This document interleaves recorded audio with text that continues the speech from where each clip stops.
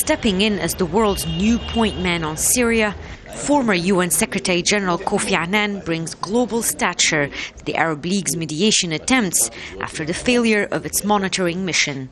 The way forward, he strongly emphasized, is a peaceful settlement, not force. I believe any further militarization will make the situation worse. We have to be careful that we don't introduce a medicine that's worse than the disease. And we don't have to go very far in the region to find an example of what I'm talking about. Diplomatic efforts to contain the crisis extended to the Syrian territories, where several international dignitaries visited the country, including the United Nations humanitarian chief.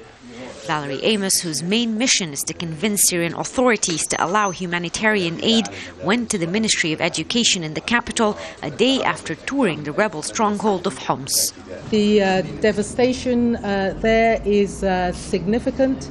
That part of Homs is completely destroyed, and I'm concerned to know what has happened to the people who lived in that part of the city.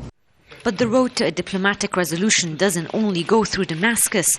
Rather, it's also by way of Russia and China, who've both wielded their veto powers recently in favor of President Bashar al-Assad.